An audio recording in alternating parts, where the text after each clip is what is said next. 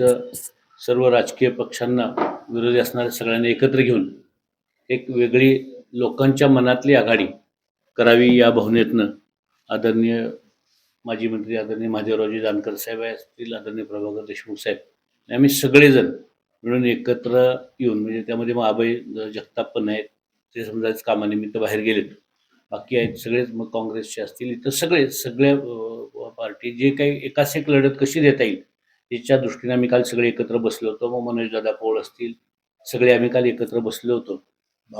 Babar sir आहेत, आज ते बाहेर गेलेत, म्हणजे आदरणीय एकनाथराव शिंदे साहेबांचाही गट आहे, बाबर सर आहेत, जे बाकीचे सगळे पक्ष आहेत, सगळ्यांना बरोबर घेऊन एकाच एक म्हसवड शहरामध्ये लढत व्हावी, ही जी जनतेच्या मनातली भावना आहे, ती भावना पूर्ण करण्याच्या दृष्टीने आम्ही काल एकत्र बसलो होतो. आणि आज आपल्याला जानकर साहेबांनी आणि आदरणीय देशमुख साहेबांनी सांगितलंय अशी आघाडी करून सगळ्यांना बरोबर घेऊन म्हसवडचं इलेक्शन एक वेगळ्या पद्धतीनं झालेलं आपल्या सगळ्यांना दिसेल. किंबहुना सर्वसामान्य लोकांच्या मनामधला कल जर बघितला, शहरामध्ये फिरत असताना, ग्रामीण भागामध्ये, शहराचा जो सुद्धा ग्रामीण भाग आहे यामध्ये सुद्धा फिरत असताना लोकभावना जर अशी आघाडी झाली तर म्हसवड शहरामध्ये आणि या नगरपालिकेच्या इतिहासामध्ये चमत्कार झालेला आपल्याला दिसेल मतमोजणीच्या दिवशी. आणि तसं घडावं या भावनेतनं आम्ही एका दिलानं, एका विचारानं सगळी मंडळी इथं इलेक्शनला सामोरं जातोय.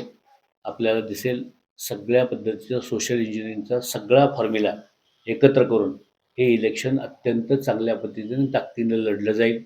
हा संदेश आपल्या माध्यमातून म्हसवड शहरातल्या सगळ्या लोकांना पोचावा आणि हे चांगलं सक्षम पॅनल उभं राहतंय हे पण आपल्या माध्यमातून कळावं या दृष्टीने सगळ्या आपल्या पत्रकार बांधवांना बोलवलंय.